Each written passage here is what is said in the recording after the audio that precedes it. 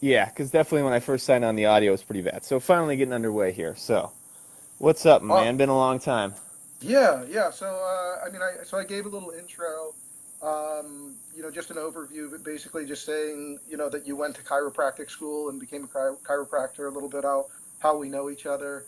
Um, so, now you told me that you're working on it, or you have an autoimmune ebook right now, that's Yeah, out right now. yeah. So yeah, I'd love to give you a chance to talk about it. I wanted to share the, the big question that I've been actually wanting to talk to you and other practitioners about for a while.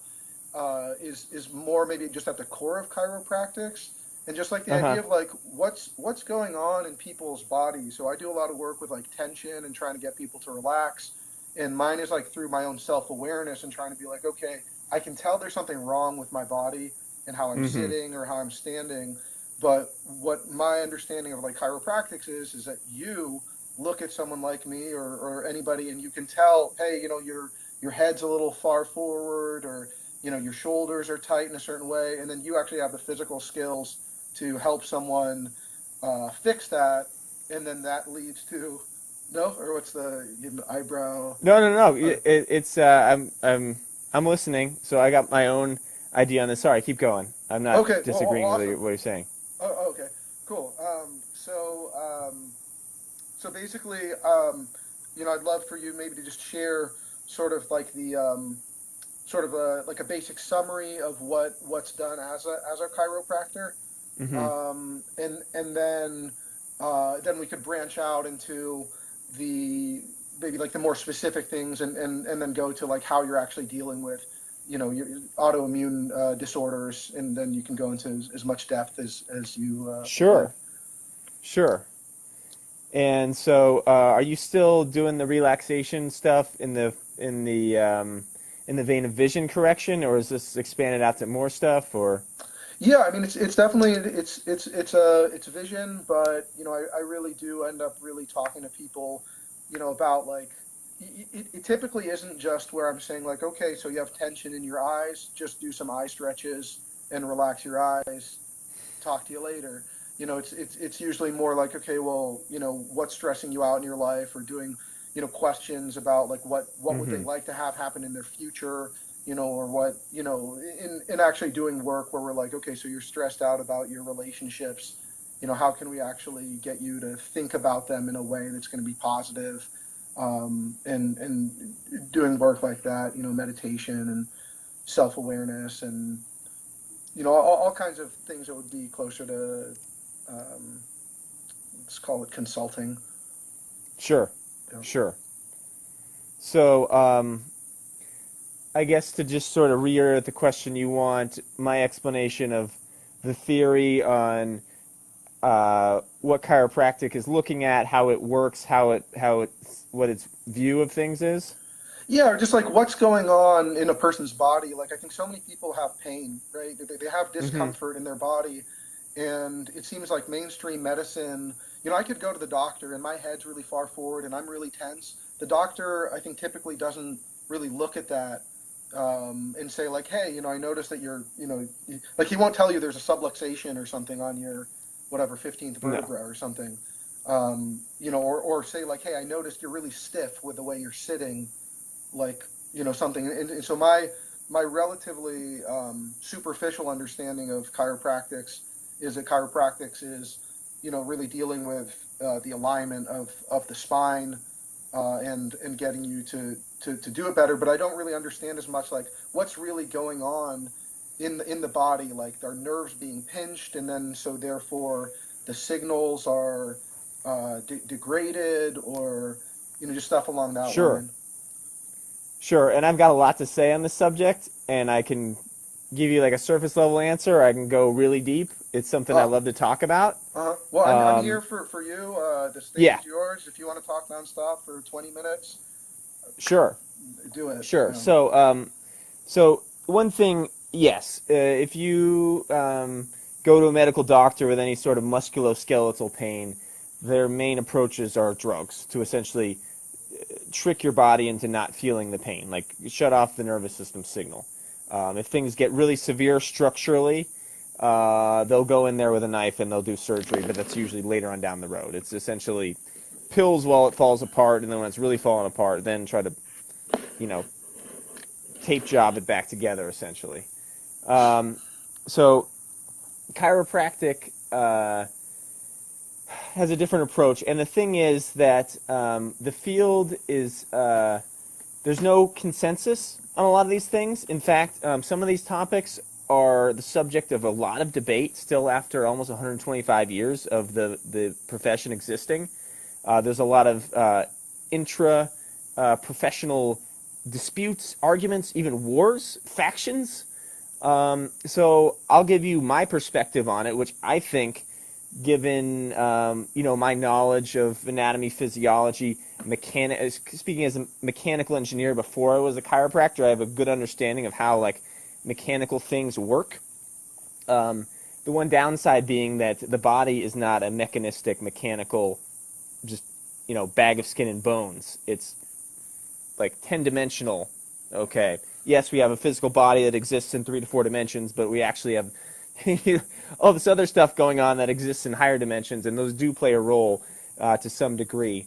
But not to diverge too quickly, the central idea of chiropractic is that the nervous system is the master control system of everything else in the body. And so the way it works, you have a brain, right? And that's kind of like there's a bunch of neurons in here. And then that shoots down through a hole in your head called the foramen magnum. A spinal cord shoots out, goes down your spine, and basically goes inside your spine. So your brain is protected by this armor called your skull, and then your spinal cord is protected by this armor called your spine. And then nerves branch off of that and go to every muscle, every organ, every tissue, every gland.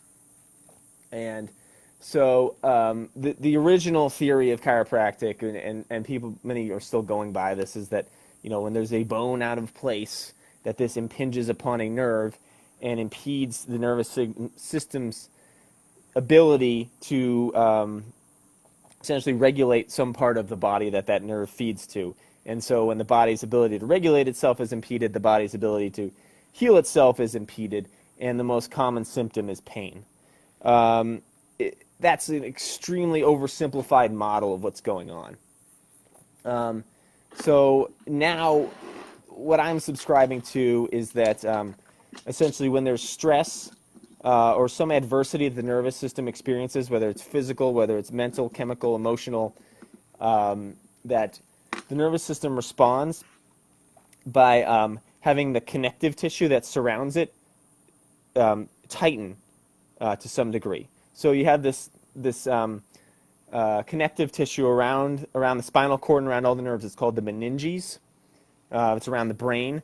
If someone were to get meningitis, that's the meninges getting inflamed. And so the meninges actually functions as fascia, and so it can tighten and contract. And so bones aren't the thing that's going out of place. The coating around the spinal cord inside the spine is contracting, and then the spine and the ligaments distort as a downstream effect of that. And then, of course, the muscles hold tension as a downstream effect of that. The nerves that come off the spinal cord get impinged as a downstream effect of that. But it seems that the root cause is the actual fascia surrounding the spinal cord contracting, which is sort of like the tip of the iceberg. And so for the longest time, chiropractors thought it was the actual spine, the bones, that were the source of the problem, and now we're realizing that they're secondary to the spinal cord contracting. And what's fascinating is that depending on what kind of stress or adversity you're experiencing, the spinal cord will distort in different ways. So for example, if you see a dog who's extremely fearful, they have a very predictable tension pattern where the tail will tuck between the legs and the head will go down like this, okay? And it happens in humans too, just more subtly. If people are struggling with, anger or something like that, the spinal cord will typically have a critical point of tension right around the fifth cervical vertebrae. And so there are all these different tension patterns. And so we say like the shape, tone, and tension of your spine is a reflection of the shape, tone, and tension of your life. And so it is the nervous system that when it goes into this fight or flight mode, when it experiences these stressors, it needs a way to adapt. And the way that it adapts is by distorting. So not optimal, but better than it's a way of defending itself. And so, of course, you know that when you're in this defense mode, this fight or flight, um, you know, the body can't heal because it's in this constant state of stress and defense. And once we get that down, then the body can work on healing itself. But the two are mutually exclusive. When you're in this, fight or flight mode, your body is not worried about digestion. That's energetically very expensive, metabolically expensive to do. Your body's definitely not worried about procreation because you got to fight or run away. You're not worried about passing on your genes. And then the body is also really not worried about fighting off infection. So its ability to defend itself against actual diseases and pathogens is also diminished. And so what chiropractic seeks to do is to find ways to return the spine and spinal cord to its normal integrity to allow the body to heal itself. And what we're finding is very fascinating, is that this physical distortion actually changes. We can show through like surface EMG and different ways of testing the nervous system that it's actually its function is impeded when there's tension. And so for the longest time, well, let me just ask you this: how does the nervous system send signals? How does it send signals? Well, I mean, I guess there are different nerves that respond to different things like pressure or touch or heat, Sure, stuff like there are that. different Or receptors. How does yeah, it? How does the signal actually travel down the neuron? well, I mean, like through through like the myelinated like through the Sure, synapses. You but mean like what through is? Yeah. So I guess what I'm like trying through to get at electrical is current or it's electrical. It's an electrical signal, right? uh-huh. Um, Well, isn't it but both though? I mean, it's electrochemical, or is it different for different? sure, good question. Yeah, So it's also chemical too. yeah, That we know that there are these neurotransmitters that we can shoot things like adrenaline or hmm, acetylcholine from nerve yeah, to nerve. So yeah, for the longest time in the 1800s, there were the neurologists who said, "Oh, it's a chemical thing. The nerves communicate through chemicals." And then there was right. another group that said it's electrical. And so it was like the Sparks who said it was electrical and the Supes who said it was chemical. Hmm, And then after enough research, they found out both of them were right, but they hmm, fought like hmm, forever. hmm. Now, some scientists were curious. They wanted to see how much heat was given off when these electrical impulses traveled down the neuron, to see how efficient the human body was. And they found that no heat was dissipated. So essentially, the nerves are functioning as a superconductor, which is like almost unbelievable. And so they did some more That's research, and they awesome. found, I never yeah, heard that. Yeah. yeah, it's absurd. And so what they found out was that this was because there was heat being given off, but the electrical impulse was actually secondary to something else. It was a side effect of an acoustic wave, a sound wave traveling through the neuron, and that the electrical Hmm. impulse was just a side effect of that, and heat was a side effect of that. And now emerging research is showing is that acoustic waves are the main system, sound waves are the main system through which information travels through the nervous system. And so this explains a lot about like the healing properties of vibration, about music, sound healing, all this stuff. That essentially there are these different frequencies, and Yeah, that just yeah, jump in yeah, with this jump for a in. second because about the sound thing because I mean I a lot of times I assume that some of my viewers or the viewers are going to be like relatively skeptical.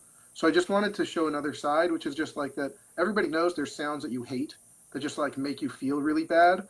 So I just wanted to put that on the other side where just like the idea that sounds can make you feel really good. sounds can make you feel bad. So there is something, whether we understand it scientifically yet or not. And this is all new stuff, so I'm really looking forward to hearing more about it or something. And yeah, I don't know. Maybe that was unnecessary, but either way, I just keep going. Yeah. Yeah, sure. And this is emerging science, so we don't know Yeah. exactly. We just have, strong suspicion that acoustic waves are involved at this point. But yeah, they're definitely, Uh-huh. like music can make you feel good. It can make you feel bad. It can elicit emotions. We know that like minor chords sound kind of sad sounding, and like major chords sound happy Mm-hmm. sounding, Mm-hmm. and Mm-hmm. and so these all have an effect on our physiology, and that essentially the nervous system is communicating through vibration. This is like quantum physics, essentially.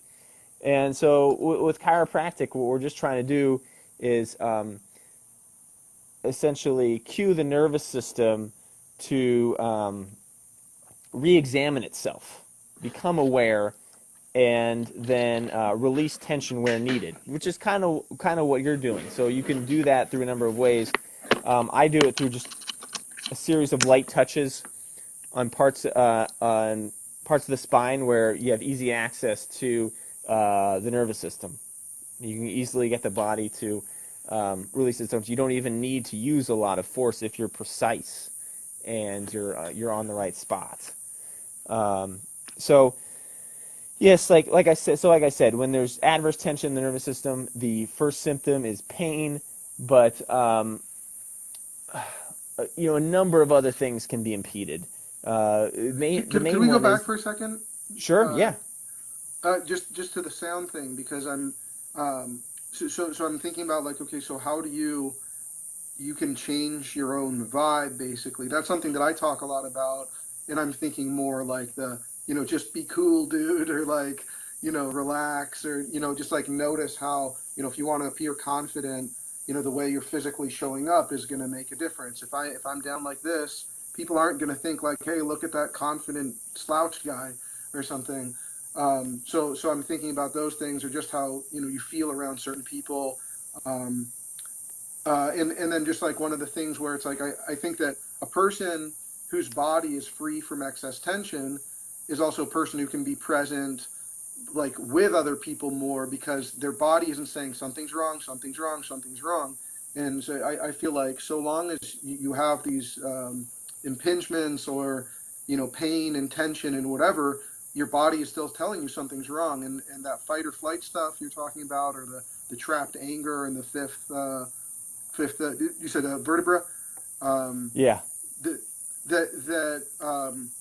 those are things that are affecting like the people's experiences all the time, and a lot of times they really don't recognize it. So, or they don't recognize it all the time. Like, yeah, I have some anger issues, but in general, I'm, this that I don't identify that way or something, and then not recognizing that actually does have a subconscious pull, or like the total amount of like nervous energy that I have in the present is actually it's hampered to a significant percent. And then the subconscious, or like the meta picture of am I saying the world is actually perfect, and here's my expression from a person whose internal environment is everything's great, how are you, whatever, as opposed to actually I have problems, and a lot of people will avoid wanting to feel those problems.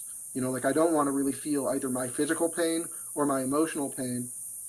Um, but what I wanted to ask though was maybe more about like, so this idea of the sound wave, and so like you're sending a sound wave throughout your body, sort of like what is that, or it's like, because obviously we can make sound, right? You could chant, or you could do something. I could go and then do that, and uh, but I'm curious, like if you're I guess how is that working in terms of just like the vibration, like is there the source of that vibration, like it's a sound, like, so I'm like, okay, I want to move, and then I just send a sound sort of like through my. It's a very interesting idea. I just love to like what. sure. So I mean, just as we thought that the brain would send an electrical impulse to tell some part of the body to do something. Well, actually, it's a sound wave that it's sending down down the neuron, and electrical impulses are happening as a side effect of that, and so neuro transmitters are still getting shot off in appropriate places. But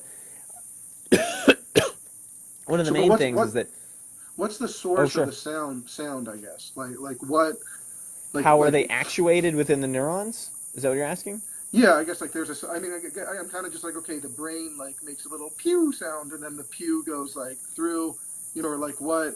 Is there any? Yeah. That's the best approximation I've got.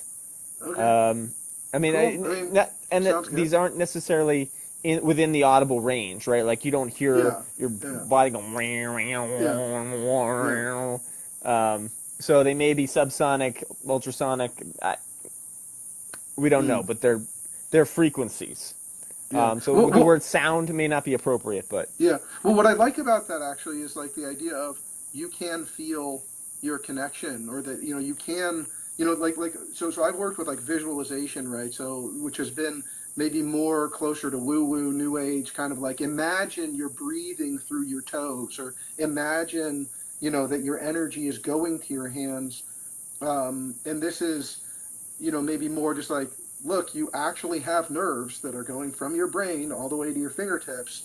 It's not like an unreasonable or wild, idea to consider that you could feel the chain, throughout the whole thing.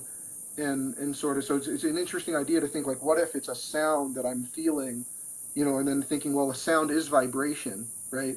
So the idea of feeling a vibration throughout your nervous system, I would think that would make sense to most people, in that way. If not thinking the like pew pew pew pew pew pew pew pew or something, but it both makes of sense those, though. yeah, I yeah. mean, because all movement basically makes sound, right? Isn't that like sort of physics? Like, can you make sound without, or can you make a movement without sound? I don't know, in space or Probably something. not. Yeah, maybe Yeah, in empty space there would be no matter yeah, for the acoustic wave to travel through. yeah. Mm. But then we know photons can move through empty space. So, um, but what was I going to say? So essentially, emotions are all different frequencies of vibration. I mean, we know there's no anger chemical. We haven't found Mm. you know, it's like That's huge. for something like, we say that, oh, there's a chemical imbalance in the brain if you have depression. Yeah. Never been verified in any in vitro or in vivo study of the human brain, but drug companies Mm-hmm. are allowed to say it. Mm-hmm. So the medical model is essentially that all emotions are essentially chemicals. Yeah, we have Mm-hmm. not been able to deduce what any of the chemicals for any of the common emotions are. Mm.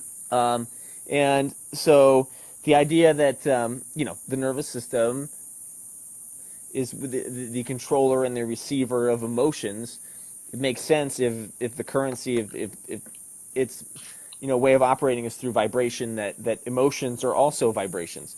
And so to jump on what you were saying earlier is that with every one of these frequencies, there's a posture or a certain tension pattern in the body that coexists with it. Because as much as we love, as convenient as it would be if the physical and the mental and the emotional were all separate, and we could deal with them all separately, they're not. It would make my job a lot easier if we could just put you back in place, and then Mm. not deal with any of the emotional or mental stuff you've got going on. That Mm-hmm. would be a lot easier, but Mm-hmm. that method just doesn't really work. We have to Mm-hmm. address all of them, and so they coexist. Like I said, the tension pattern of anger, it's a certain emotion, a certain frequency in the nervous system. It's also a certain tension pattern in the actual spinal cord. And so, Mm-hmm. with enough study, we found that different tension patterns are related to different emotions. Right, and And so, I experienced that exact thing. So like in my vision journey, I had moments where like I do some practice that would help me get into my body and relax, and like I'm walking with like great posture or whatever. But they're emotional triggers that I was just not psychologically up to task yet.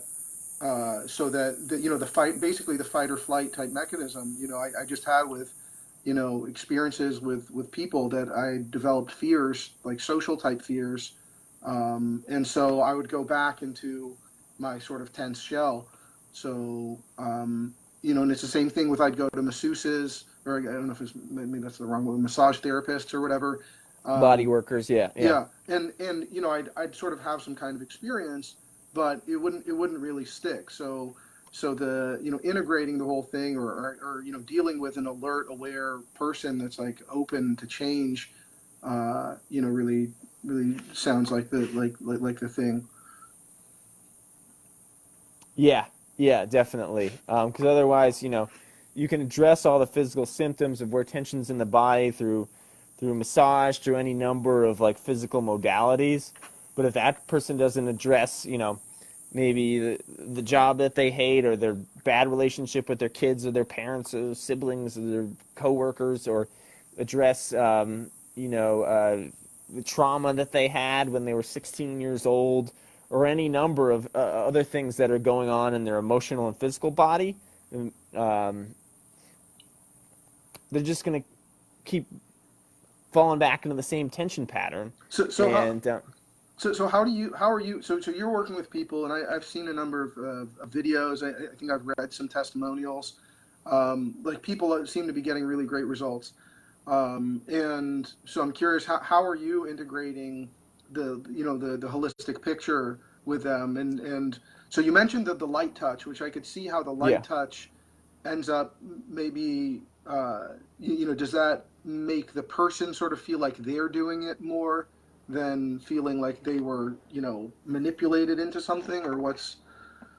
that's a good way to put it. I essentially do no manipulation, and a lot of chiropractors don't even like the word manipulation because it's a Okay. double entendre. It's like, well, I'm Hmm. going to this guy and he's manipulating me, manipulating me. Yeah, yeah, sure. Yeah, Um, yeah. and so with the light touch, we can work directly with the nervous system, and then when we can essentially cue the body to become more of aware of itself, so that it can heal its own issues, release its own tension, so that the person is the healer. Like, I'm not the healer, I'm the facilitating of the healing. It's like we both know that if you eat a diet high in fresh fruits and vegetables, you can reverse diseases, you can have all these health benefits. But like, pineapple is not an actual medicine. You just, by the mere fact that you're eating um, foods that support health, your body does the actual work of like clearing out the toxins, healing from the disease condition. You just provided the boundary conditions, the optimal environment for it to do so, and that's Hmm. sort of what I'm doing. I'm essentially like Hmm.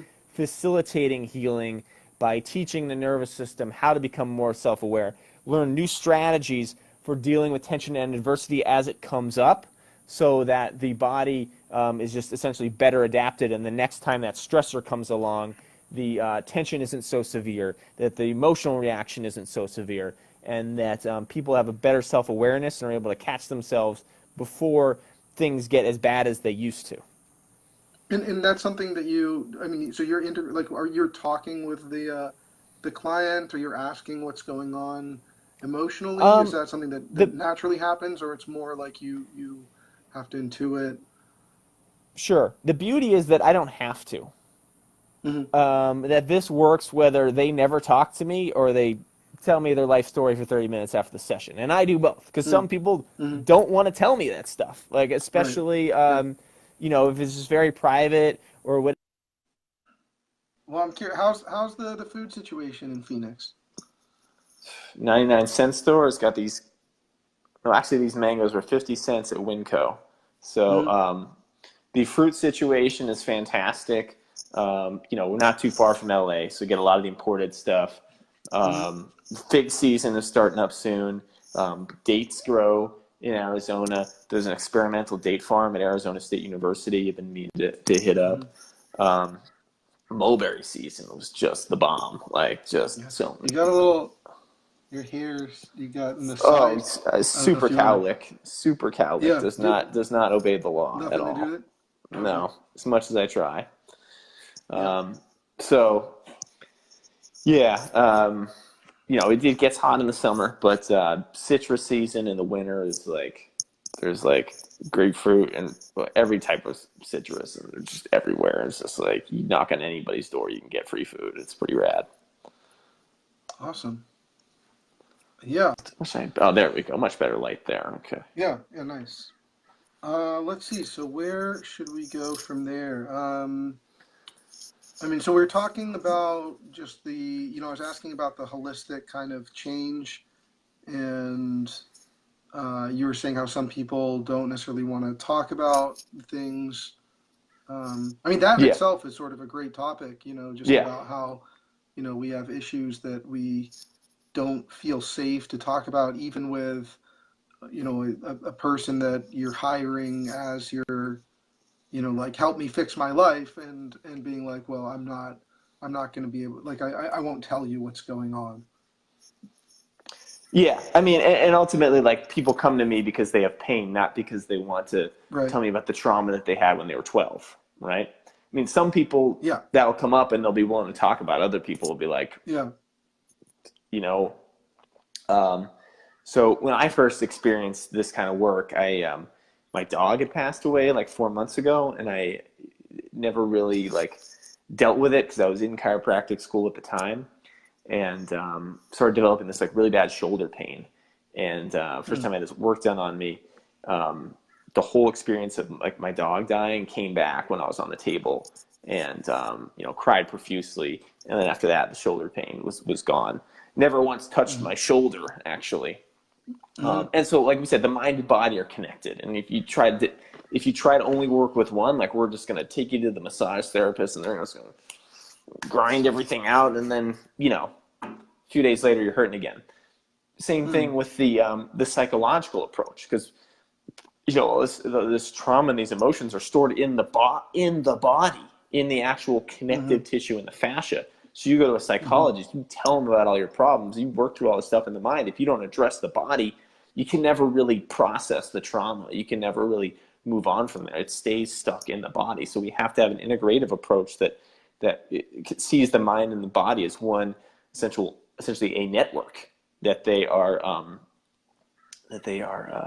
what's the word, like they're interwoven. They Unified, can't really be integrated. Yeah. separated. Yeah, you can't do one Mm. without the other. Like I said, it would be very Mm. convenient if you could.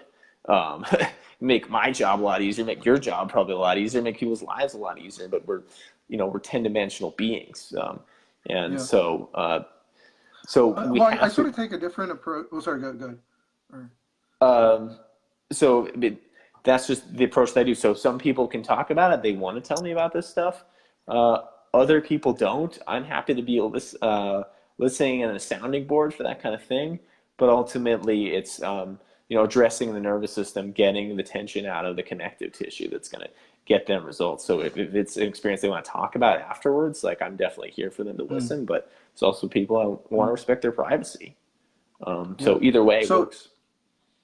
yeah.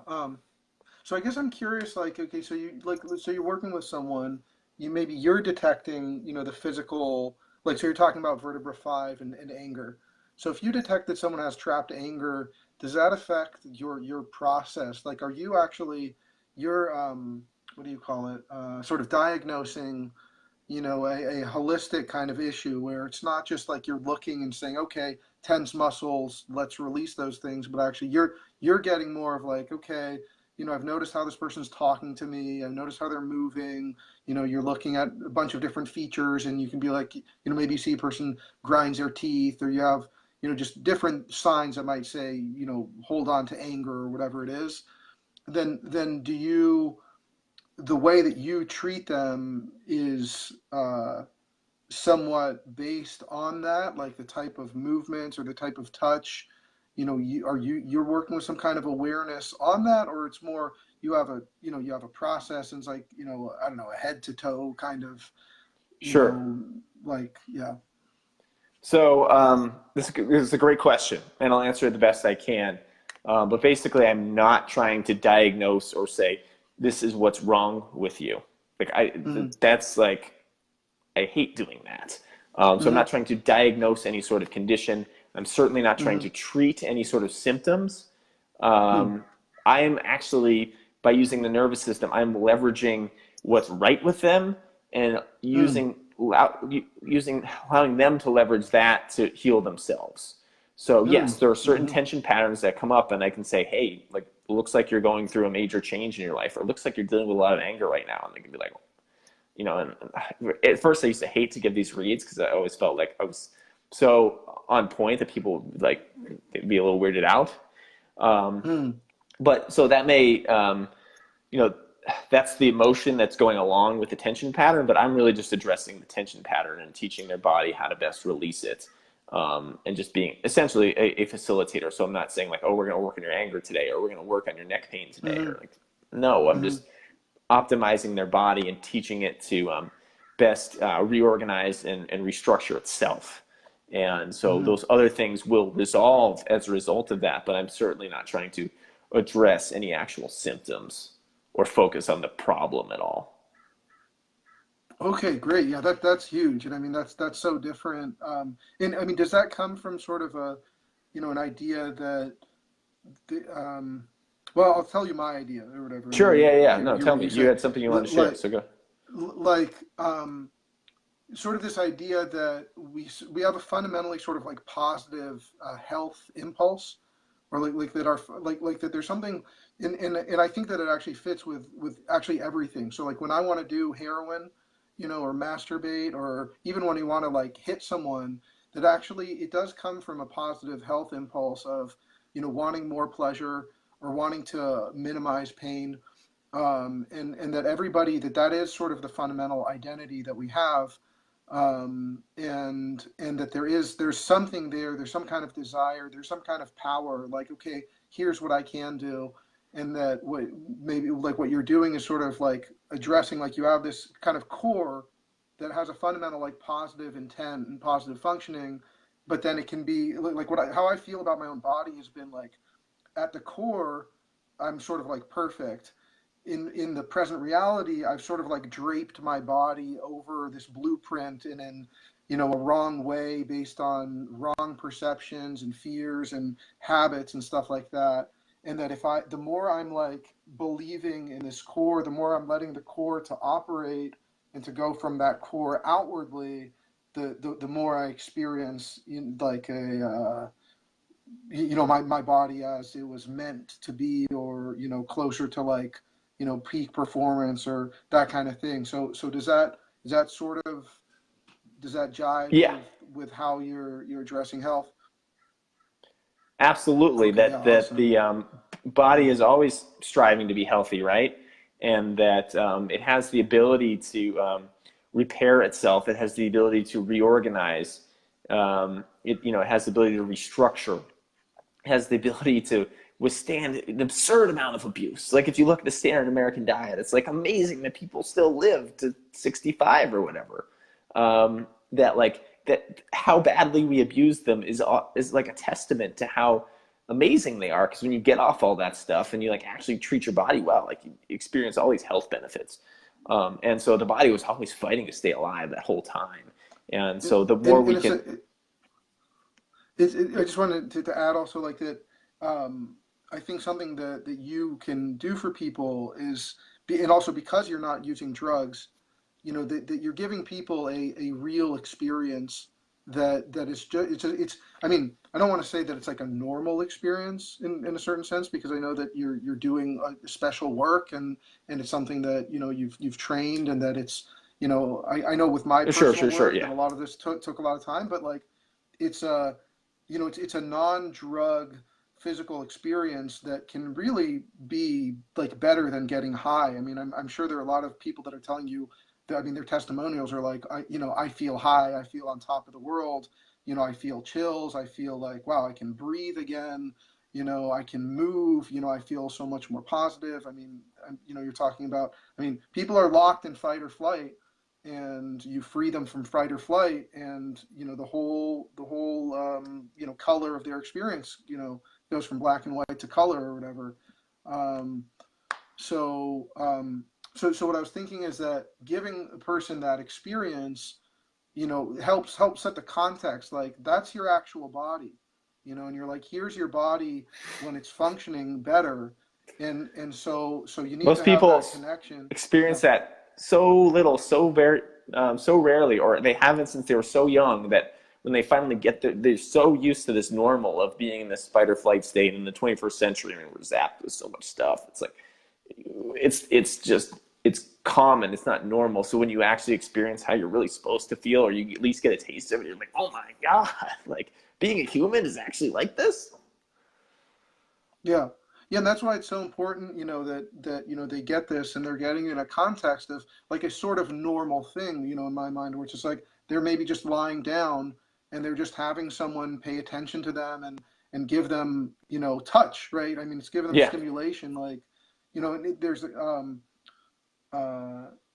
so so yeah, I mean, I can really see how without even mentioning anything about what's been going on or whatever, you know just giving them that experience and them conscious through it and being like, oh, this is how I can feel things, and to start you know feeling that more often, or maybe grounding that as like this is the new normal, kind of like this is how your shoulders can feel, this is how your spine can feel, this is how your neck can feel. And the more they like integrate that into their self-awareness, not just like, because I assume that your work is based on really giving, from what I understand from our kind of shared philosophy, I think, about health, is that you're not just trying to get a patient, and I don't know if hopefully I'm not assuming too much, but I'm Yeah. assuming that you're not just trying to get a patient to come to you every week for the rest of your life. My assumption is that is that true? I mean, if it's not, then whoops. Um, so What are your the thoughts on beauty that? of it is that they can keep getting new benefits if they choose to keep seeing me after they're out of pain. Right. That their nervous Yeah. system continues to upgrade, and so if they Yeah. want Yeah. to, they can. But they can basically go Yeah. as far as they want with it, and that's Yeah. ultimately for them to decide. Yeah. But what I don't want to Yeah. do And yeah. is basically do a fix model where it's like Yeah. you come to me, oh, I fix you, and then you're good for a few days or a week, and then you got to come back. Like Yeah. Yeah. I don't want to see anybody who's broken. I don't want to do any fixing. This actually brings up Yeah. a point I want to dive into if we can. Sure. Yeah. Absolutely. Yeah. Anytime. So this notion, and this was news to me a few years ago, this concept of restorative therapeutics versus reorganizational therapeutics. And that the traditional way of healing people is this restorative model where it's let's get you back to the way you were. Okay. Mm-hmm. Like Right. Yeah. let's fix you. And we see this even in things like politics, where it's like make America great again. Let's bring things back to Mm-hmm. the way they were in 1952 Sheboygan, Wisconsin. Mm-hmm. Like Mm-hmm. those were the good old days. Mm-hmm. That this concept that like life will be good again if we can restore you to this prior state. But the thing was that Yeah. prior state was a very fragile state. That was like right before you got sick or you got hurt or you got injured or whatever. Mm-hmm. Like before things got Right. bad. So if we take you back there, you're just gonna, fall on your face again. And so it's like take you back to fragile state. Come to me. And it's just like Mm-hmm. ping pong. And they're just shifting between this like fragile state and this broken state. You're not really doing them much of a service. So that's the restorative model. The reorganizational model is like this bad stuff that happened to you, this pain, this tension, this trauma, this disease, whatever, was an opportunity for you to pay attention and essentially Mm-hmm. leverage it. That it is the tension in your body is bound energy. It's potential energy that's stored there. And if we're just going to take it away and throw it in the Mm-hmm. trash, we're doing you a disservice. We can actually Mm-hmm. release that bound Mm-hmm. energy and then use it for positive things in your life. So you will change, you will become a different person, but you will become a Mm-hmm. better new version of yourself.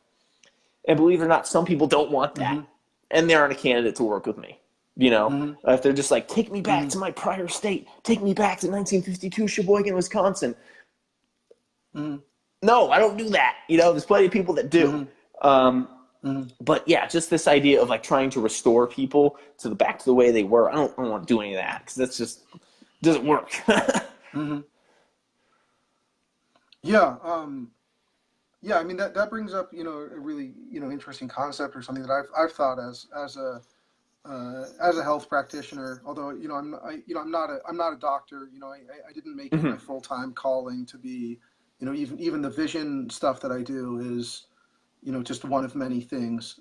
But something that came to mind, about being a health coach, that I thought about, is like having to be ahead of the other people in health or something like that. And uh, I guess what I'm in, so I saw that as a problem, sort of like as a practitioner, to be like, well, how am I going to be ahead of people, or the sort of like competition, or like be the healthiest, or stuff like that. And uh, I guess because so much of professions have to do with money, and it has to be sustainable, it has to work out or something. Um, I mean, the other thing that I wanted to say, I guess, about that is, that I really agree with, is just that like health is it's a lifelong pursuit, and that I think that nobody is actually nobody's hitting, I think, 100%, and being like, this is perfection of the human experience, try to get to my level, like, Well, or some whatever, people are that touting that you and know, saying like, "Hey, I got it all figured out. Come to my level." But yeah, the human yeah, organism is way too complex. It's not a 0 to 100 thing. It's a complex, multidimensional thing. yeah, And the human body is always making yeah, adaptations, and there's always stressors, and it's always learning. It's like it's it's this highly complex system. It's not a linear thing at all. It would be like I mm-hmm, said, just like if the mind and body weren't connected, it would make things a lot easier, a lot simpler. But it just doesn't work that way. So there's and mm-hmm, like we age, right? So like what's mm-hmm, I'm age 37 now, but like what is optimum health for me at 37 is different than it was at 27 or 17, and will be at 47. mm-hmm, And so yeah, like if I keep working on myself, I'll have better health habits, especially than I did in the past. But there's certain limitations matter with yeah, age, so it's really hard to yeah. like set a linear path of like this is 100% optimal health. It's like it's too Yeah. variable, but there's Well, always room to what's grow. so awesome? Yeah, and what's so awesome, I think, about doing work, which is really about the nervous system, or about your vibe, in a way, is that you that's something you can always work on, and that's that when you think about aging, like when you're saying there's something better for you at 37, like, so what do you know um, I guess, what are you seeing people kind of looking for in that? If you see a 70-year-old, and they're working on something, like, they're probably less likely, okay, I got to get back in the MMA cage, like, Yeah. make me MMA ready again, or something. Like, there's just different priorities, and I think that everybody, still has a way to achieve excellence, in their own context. And so I see that's how you can have a model where you stay working with people, because I think you can always improve your own self, and you can always help someone else improve where they're at. And I guess in a way, I think it shows how, like, sort of doubly dangerous it is to view the world in the lens of, it's either sickness or health, or like, let's just get you back to where you're at. And it's like, well, what planet are you living on, where that's A, even possible to go backwards, or B, even desirable, or C, even measurable. Like how, like, what are we even talking about? And it's the blind leading the blind, the ignorant leading the ignorant. um and Love it. Yeah. yeah. And so, I mean, and it seems like it's like essential to the work that I think we're both doing, is about basically being present. It's about what's actually appropriate in the present moment, and getting aligned with what your actual needs and desires are right now, because all it takes is to have basically a conflict of interests to become stress. So so just feeling like, oh, I have to go, but I'm going to stay on this call. That, like that little thing is enough to create a stress state. Or I'm going to be late to the party. Like, that's literally, that's an experience of, like, intense pressure for people. And then someone else is like, they're shooting at us. I'm a police officer or something, or I live in a neighborhood that's dangerous. And so that's something that I find so fascinating, how different people have such different, physicalities of how they're showing up, and everybody has this worldview, of, I'm stressed because of this, and then they have thoughts about it. And that's why, actually, I feel like I have a different perspective. When you're saying it would be nice if those things were separated, like the body and the mind, or whatever, that It would would be be easier to deal with. convenient. it would seem convenient. I guess, yeah, that's true. I'll let you finish, but like I guess, Yeah, sure. yeah. Go ahead. Yeah, yeah. So I actually feel that there's also a convenience to them being connected, or if we think about your work, in a sense, it's convenient that they are connected because you can fix somebody's anger problems by touching them in different ways physically, and so you don't actually necessarily have because it could be a 15-hour conversation, like for a psychologist, I could say, okay, well, what's going on at work? First 2 hours is them getting comfortable talking to you about their boss. Then another hour is like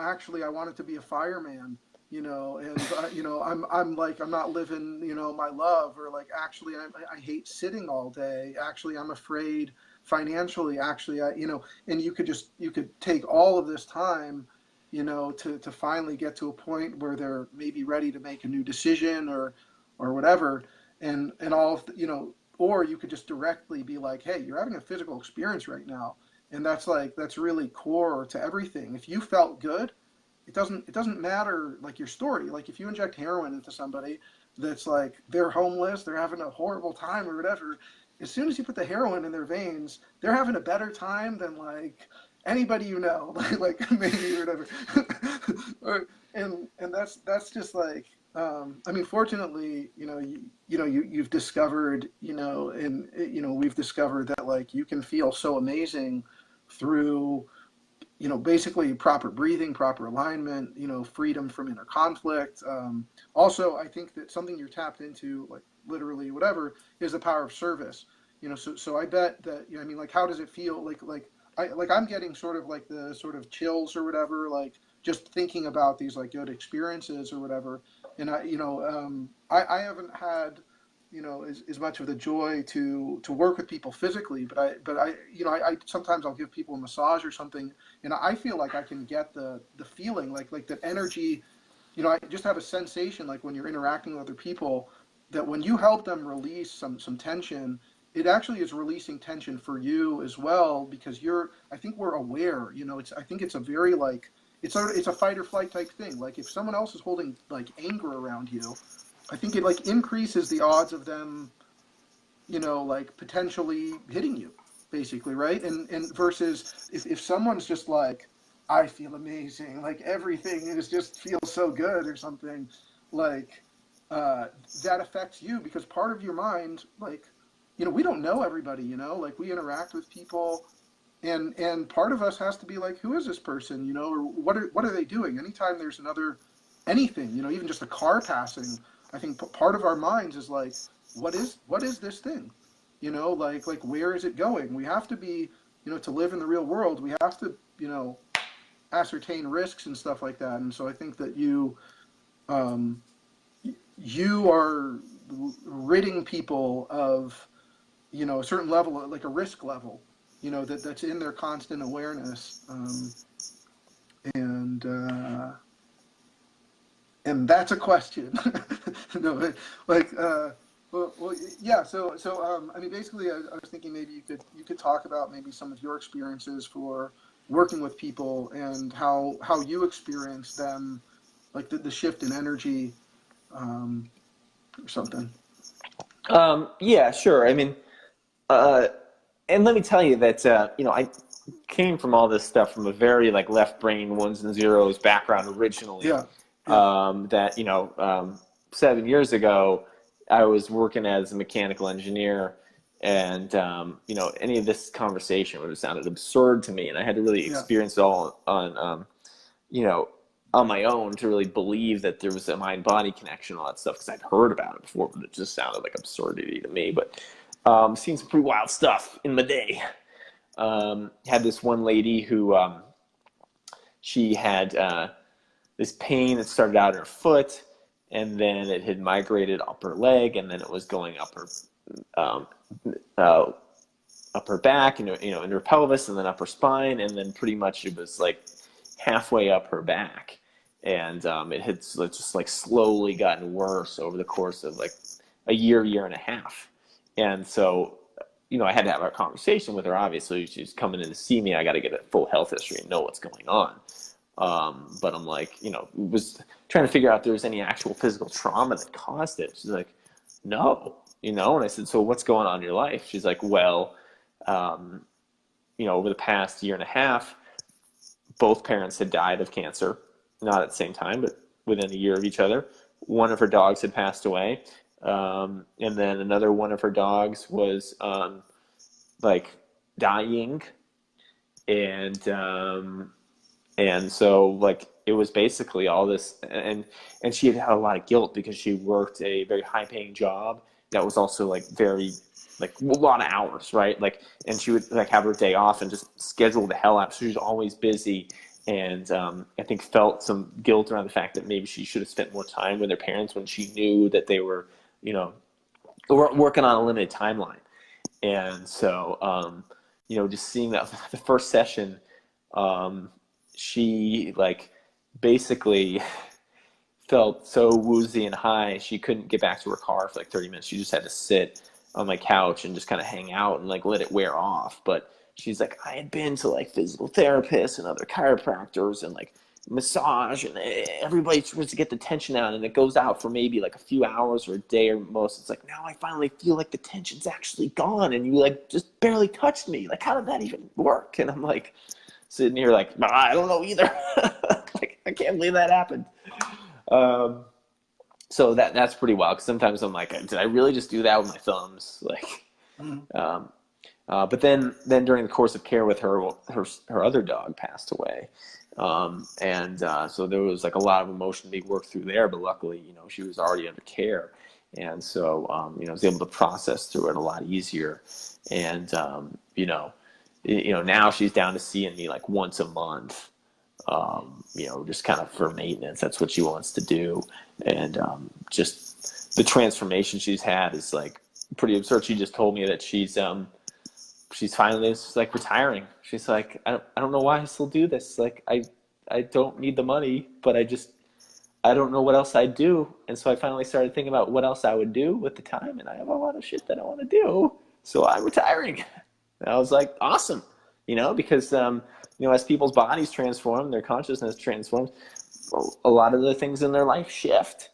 So that's what's crazy, I think, is like seeing people like, transform their lives, like, outside of just like their bodies, whether it's their relationships, whether it's their career.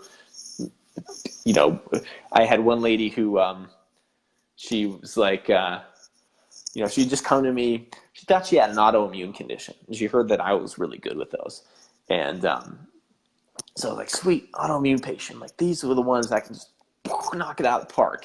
So we're going through the health history, and I'm like, you don't have an autoimmune condition. Like, we're asking all the questions. It's like, have you been hit on the head? She's like, yeah. There was like, I did a keg stand and I got dropped, and then like car accident. I'm like, yeah, you've had traumatic brain injuries. So good news is I can still help you. So good news is you don't have an autoimmune disease. Bad news is you had traumatic brain injury. Good news is I can still help you. And so I started working with her, and then she like came to me, like a month into care, and was like, hey, I've been reading about this stuff that you do.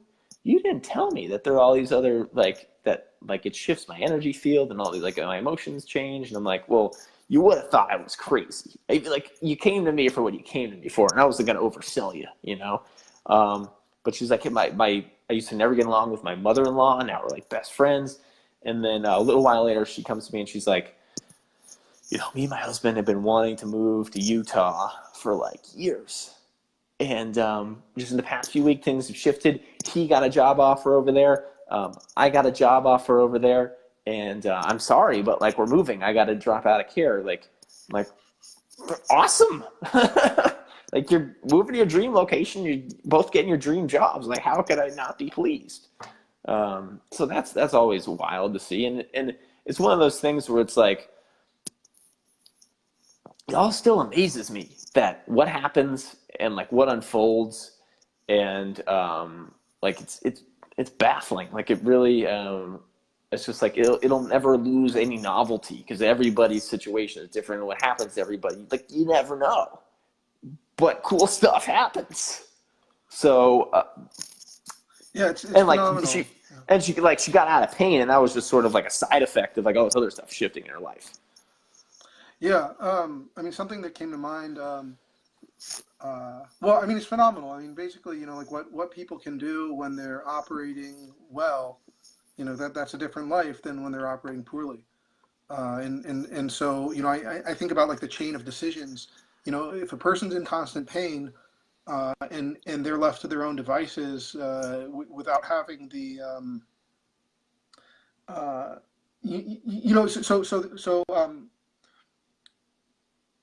the restorative model, I think, is interesting, because I think we do have a sense, I think, in general, of like what's normal, right? Like what's a normal amount of pain, like what's normal for my body to feel. And then Expectations, if yeah. people and if people don't have like a forward momentum, then we go back to just sort of like, hey, this is what I feel like when I wake up, and this is what sitting is feeling like, and this is what standing. And uh, and I'm not sure exactly how to connect the other thing, but I guess I just wanted to say, well, just that if people are like in pain, I think they're gonna try to kind of go back to their normal, and that they're also going to use the thing they're used to, which is like, okay, I'm in pain, and so I overeat, I watch too much TV or something, or just a bunch of like responses to get them to like what they think is sort of the acceptable experience, and not recognizing that really translates into an entirely different life.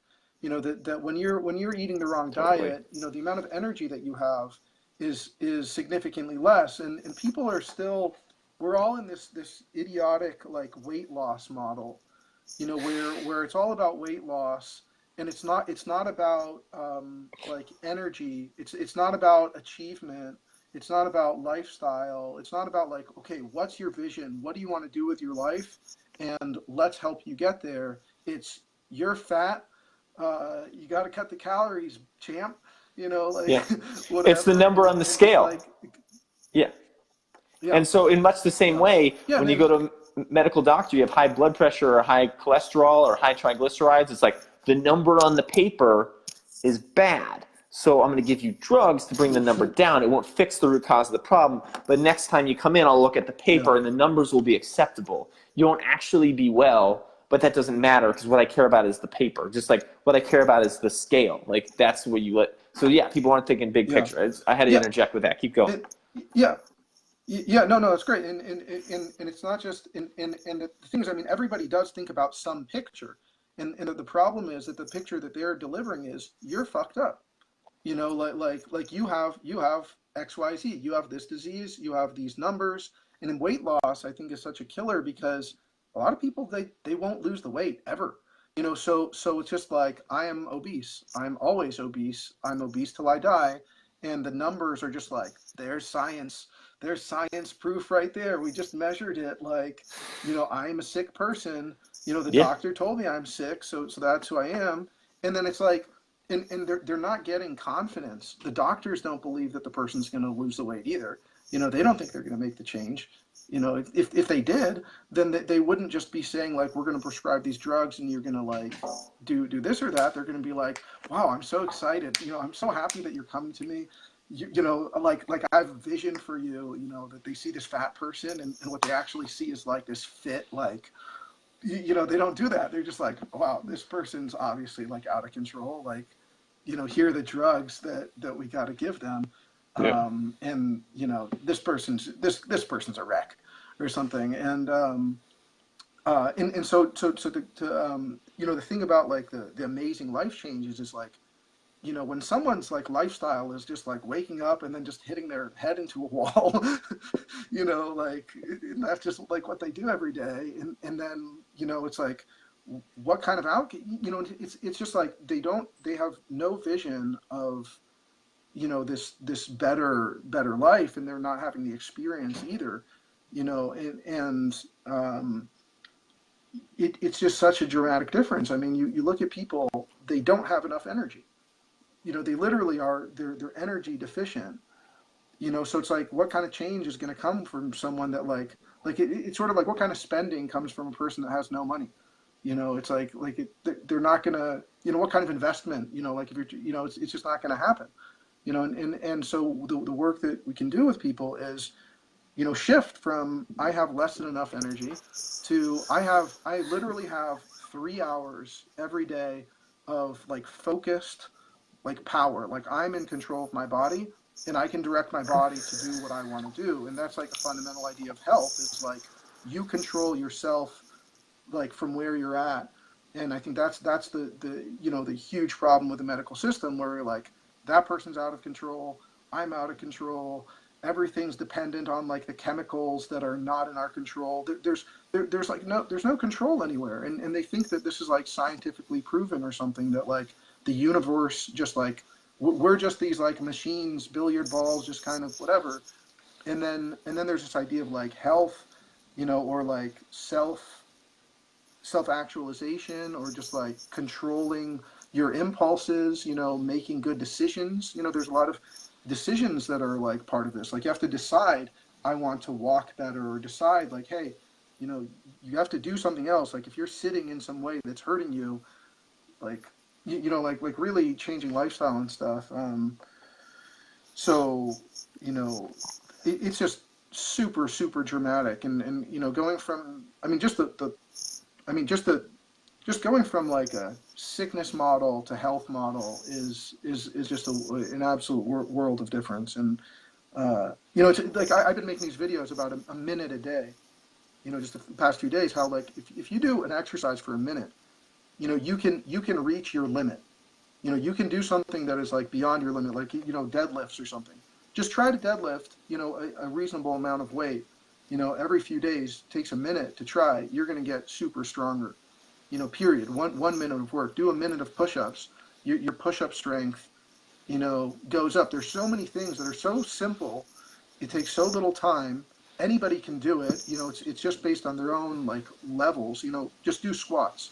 Just do a few squats, and people they're doing zero because they're in so much pain and they're avoiding feelings. So the ability of a chiropractor or other practitioners to give someone a real world experience, a physical experience where they actually feel really good, or at least feel like things are shifting for the better, I think just has absolutely like astronomical benefit. And finding a practitioner that can make you feel really good is amazing. And I'm sure it's something that you'll as you continue to work, you're probably noticing that you're getting better, right? So your own quality of touch, your quality of care, is so that'd be something I may be curious about also. Like how are you seeing like your future, and just like looking at like what's like next level, or just seeing all the possibilities. Um,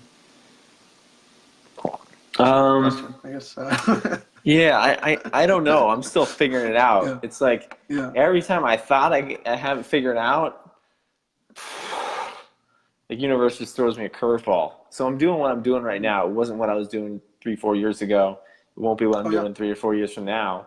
yeah, So like, where's it gonna go? I don't know, but I definitely, like having conversations like this where we can, just put all the cards on the table and like, really examine all these, things like what is health? Like that's a question that people mm, are so stuck in their own model about it that they really don't ever like give it much consideration. Like what are we really doing when we touch people or we do this or we do that? Like what really works? And I think a lot of people like to figure out one thing that kind of works for them and then just get really dogmatic about it and just tune out all of their information. And I've fallen into that trap. You probably have. And I don't want to operate like that anymore. So what's in the future? I don't know. Since I did well, have issues with autoimmunity, that's who I like to work with the most, but it can help a mm, heck of a lot of people. yeah. Well, we could maybe maybe just talk about that, the autoimmune. You said you have Sure. a book right now, so you could tell people about what's the book about, or we can share a link for them to get it, or to whatever you want to share about your story. Sure. Sure. Um, yeah. So we've known each other a while. I don't know if you know, but I originally got into the raw food, plant-based diet stuff because I had a undiagnosed autoimmune condition. Something was wrong with me. Doctors couldn't figure it out, couldn't really help. Tried everything reluctantly. It was like, maybe if I change my diet, like something will happen, and it worked, pretty much miraculously.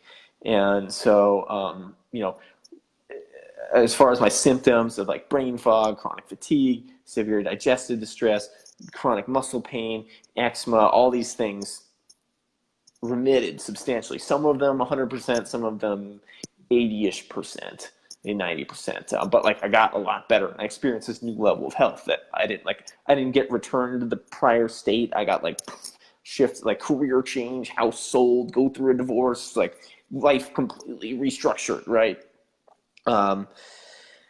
And so I spent a lot of time working on the last 10-20%. And I think, diet played a huge role, but I think it was, the awareness, the emotional poise, the working on trauma stored in the nervous system, all that stuff is super important. In fact, I've heard anecdotal stories of people like didn't even change their diet and have healed from things like ulcerative colitis just through like meditation or chiropractic or breath work or Wim Hof or whatever.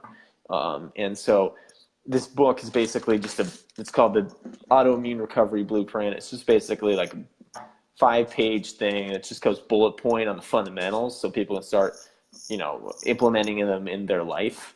And then, I make videos and content and stuff like that goes deeper. I'm going to create a course eventually. It, goes into real depth on this stuff. But it's basically everything I wish I had known 9 years ago when I first got sick. As far as diet, as far as like meditation and breath work and stress management and all these things that we may or may not know about, or we may have some vague idea that they play a role, but it's like very nuts and bolts of like how to do it, how to get started. So it's like a blueprint to get started. So do you want to maybe list some autoimmune disorders, or like who Sure. is best Sure. served? So for the people watching, an autoimmune disease is a condition where the immune system attacks the body, and depending on what part of the body it attacks, they give it a different name. If it attacks your joints, it's rheumatoid arthritis. If it attacks your thyroid gland, it's Hashimoto's. If it attacks your brain, it's multiple sclerosis. If it attacks your nerves, it's fibromyalgia. If it attacks your gut, it's colitis or it's Crohn's disease. Let's see, there's over 200 named ones. Those are some of the most common. Irritable bowel syndrome generally rolls up under autoimmune. Lupus is another very common one. Sjogren's disease. These are all body diseases where the body attacks itself. And the medical model is essentially to suppress the immune system that's attacking the body, but that's kind of a double-edged sword, because you kind of need that immune system to kind of fight infection, keep you well, and keep you from getting cancer. And so you're just dealing with side effects and rashes and infections and cancers when you take these immunosuppressive drugs. But if you change your diet and your lifestyle, you work on your emotional poise, you get trauma out of your nervous system, and your body can better regulate itself, because the nervous system also regulates the immune system. Your body can heal itself. I'm proof of that, And if the medical model worked really well, I wouldn't need to do this. It's crazy that this kind of stuff works, but it does. So here I am trying to be of service with that. Yeah, it's amazing. I mean, thinking about the medical model, where it seems like the only way we can justify it is if the diseases are incurable. And because if we look at it, like the model is, I'm going to do something harmful to you that's going to help defeat the greater harm, right? And there's no, I don't see, I think there's like literally there's no other way to explain the treatment protocol. If I'm like, okay, so you have whatever, you have an autoimmune disorder, I'm going to suppress your immune system, so you are going to be more susceptible to infectious disease or something like that. And that's literally just like in the writing. It's like with a chemotherapy or something, where it's just like, we are going to kill your immune system and also hopefully kill the cancer. We have 3% rate of success. And the only way we can basically intellectually justify that is if it really is totally true that cures are impossible. I think that people are not conscious enough of the fact that it seems a contemporary medical model is cures are not possible, and that we start to, when someone comes out and says, hey, I cured this or that, it's quack alert, quack alert. Heresy, yeah. Yeah. Well, I mean, Yeah. and it's kind of funny because that word cure is a very loaded word. It's like Mm, they don't exist to some degree. mm, I have no intention to cure anybody of anything. mm, Um, because a cure is essentially that I could give you some product or perform some procedure on you through which there would be no side effects and you could continue to live in this self-destructive manner that you're living in, and which is the cause of the disease, yet somehow the disease would go away. It's absurd. It's like mm. when you look at the symptoms, you're just like whack-a-mole. But if you're like, what is the cause of the disease? Okay, let's address that. But then it's very easy for the medical system to say, well, there's no cause and there's no cure. We really don't know. Don't ask It's questions. Let's just genetics. It's pump you. it's It's genetics. We don't genetics. know, and it's genetics. Even Yeah. though, these diseases didn't exist in the medical literature before 1940, foreign DNA got into the Mm. gene pool, and now 25 million Americans are diagnosed with autoimmune disease. Yeah. Cool story, Yeah. bro. Yeah. Yeah. I mean, So it's yeah. Yeah. I mean, it's incredible, how unserious and unrigorous the approach to health is. Like it. Um, so like the genetics thing, I had an idea about it where I'm like, you know what? Yeah, I accept. I think people do have different genetics, but I think that the situation is this. Here's my hypothetical. Let me know what you think about this. Let's take 100 healthy people and let's deprive all of them of sleep. Okay, they can have, whatever they're doing, healthy diet, whatever, but give them all 2 hours of sleep or something for a month. I think that you're going to find different disease, different disease, different disease, different disease. And so we could be like, genetics, it's genetics or something, but it's like, if they were all sleeping well, no problems. And I think that that's basically, the case that, we're doing really, I mean, I mean, I'd say it's criminal basically, but it's to analyze a person at their worst, and then tell them that this is who they truly are, when they trust you, when you're a person of authority in their life, it literally has been a death sentence to, uh, like actual, we can say millions of people. Like when you look at hundreds of, I mean, I haven't talked about like the real sad stuff or whatever for a while, I guess, but like 500,000 people or something are dying from like obesity related stuff just in the U.S. alone, every year. Um, like I think yeah, actually, you know what? I don't think it's gonna get negative, I guess, at all talking about it. But no, but no. I mean, um, I it, agree with you. yeah, yeah, And yeah, this is the model where it's like you go to the doctor and they give you this thing that has a very high perceived value, a diagnosis, where they tell you what's wrong with you. And you say, mm-hmm, you have diabetes, Jenny.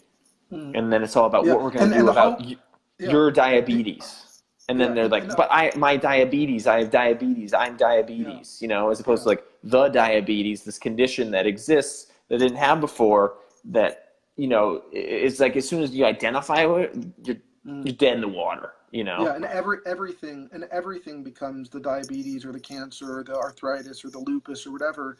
Where it's like I'm tired. It's probably the lupus. Did I get 8 hours of sleep? No, I got six, and I was on the phone like, and the light was on. But yeah, it's the lupus. It's just like, yeah, and I'm stressed out. It's arthritis. It's not like, oh yeah, of course I like hate my boss or something. Like, what does that have to do with anything? Like, um, so yeah, yeah, Yeah, uh, it's the medical model is like severely disempowering to people, unfortunately. yeah. Where it's like we give all this power to the doctor, and they basically just like tell you how fucked up you are, Hmm. and then they have so much formal authority that like you have to believe it. Well, and it seems like it becomes where the only thing you want basically is you want them to just diagnose you with nothing, right? So you want that clean bill of health, right? So it's like the STD thing, like, or it's just like you have maybe zero awareness of your habits, of what's going on in your life, whatever, and like, and you just want them to tell you there's nothing wrong with you, and that's why, you go and it's like, hey, you know what? I went, yay, I'm cancer free or something like that. And it's just like, okay, um, like, yeah, obviously preferable to the diagnosis, but like, people are not, they're not setting their eye on the prize like at all. And The bar is that only low. happened. Yeah. Yeah. Yeah, the bar is 6 feet under or whatever. Like the, Totally true. the, Yeah. the, it's yeah. So I mean, it's just it's so important for people to be getting amazing positive physical experiences. And it sounds like what you're describing in the book. I mean, things like meditation, are avenues for that, or exercise, or taking control of your life.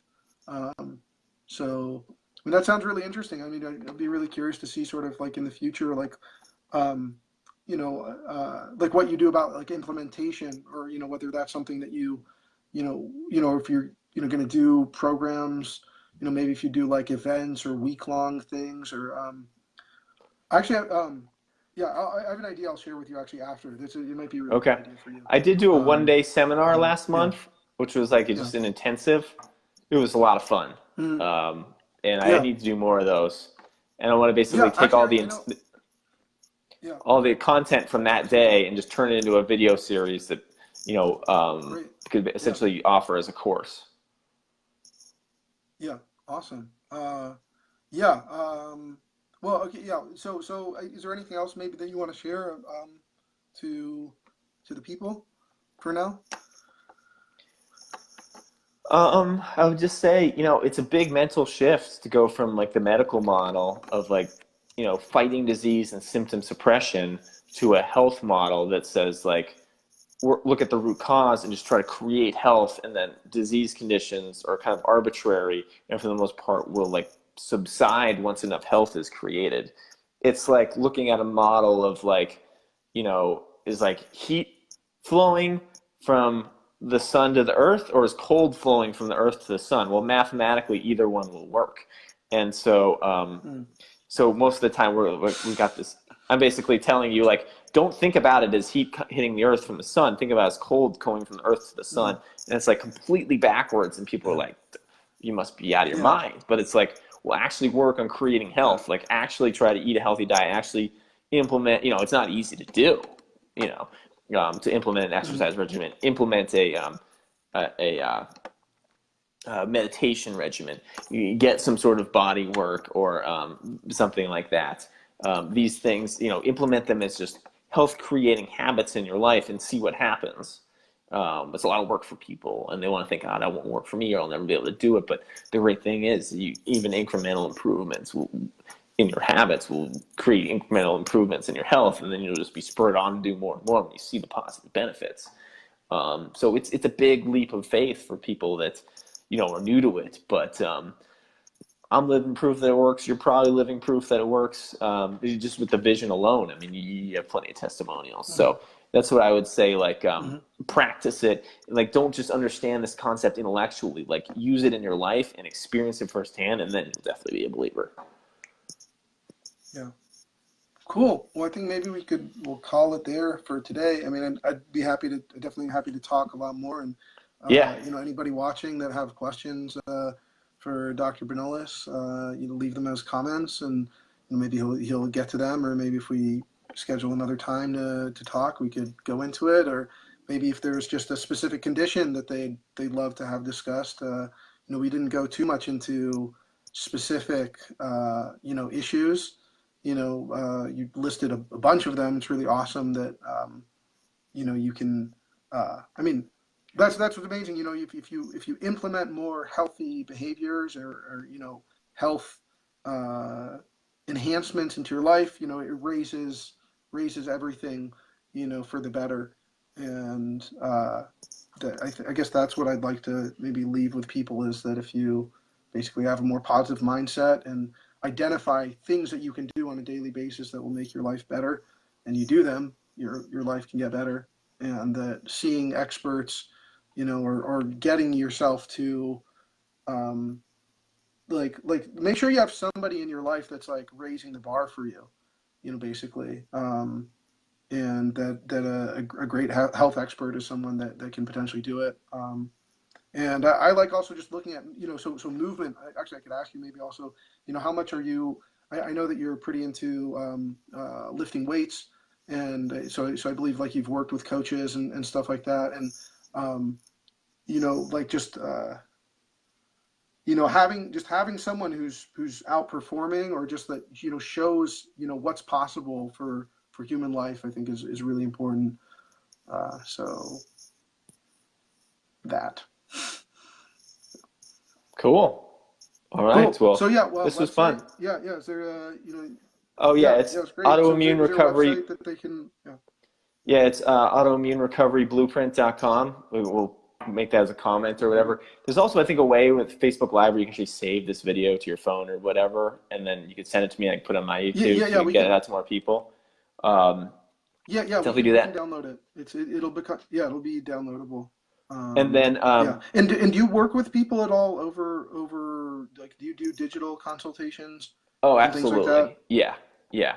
And so if you want to find me Okay. on social media, it's just my name on Facebook, YouTube, Instagram, Dr. Benjamin Benulis. Find me. Yeah. I'm on all three of those. Yeah. Yeah.